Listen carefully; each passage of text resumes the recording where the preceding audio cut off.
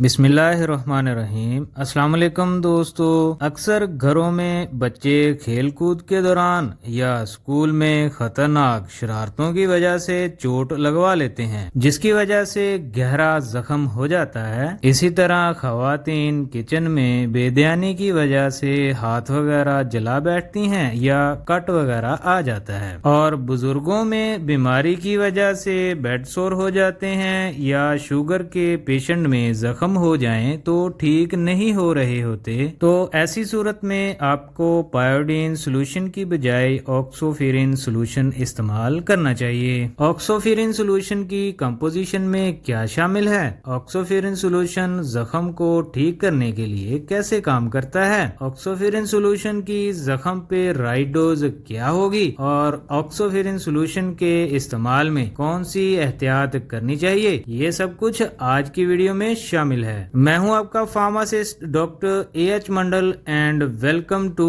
مائی YouTube channel. جی تو دوستو، آکسوفیرین سولوشن کی کمپوزیشن میں شامل ہے ٹیٹرا کلورو ڈیکا آکسائڈ پر 100 ml۔ جب tetrachlorodecaoxide solution کو کسی زخم پر لگایا جاتا ہے تو یہ زخم میں موجود ہیم، جو کہ ہیموگلوبن کا حصہ ہوتا ہے، سے مل کر tetrachlorodecaoxide heme complex بناتا ہے، جو کہ میکروفیجز کو ایکٹیو کرتے ہیں، جس کی وجہ سے فیگوسائٹوسس مطلب جراثیم کو انگلف کرنے کا عمل شروع ہو جاتا ہے۔ آکسوفیرین سولوشن کی رائٹ ڈوز ہوگی، ایک کاٹن گاز کو 5 ml آکسوفیرین سولوشن سے گیلا کر کے زخم پہ لگائیں، وہ بھی دن میں 2 بار۔ اسی طرح اگر زخم بڑا ہو جیسے کہ جلے کا زخم، تو آکسوفیرین سولوشن کو نارمل سلائن میں مکس کر کے زخم پہ لگائیں۔ آکسوفیرین سولوشن کو ڈائریکٹ زخم پر بھی لگا سکتے ہیں۔ آکسوفیرین سولوشن کے استعمال میں جو احتیاط کرنی چاہیے، جیسا کہ آکسوفیرین سولوشن پہلی بار اوپن کرنے کے بعد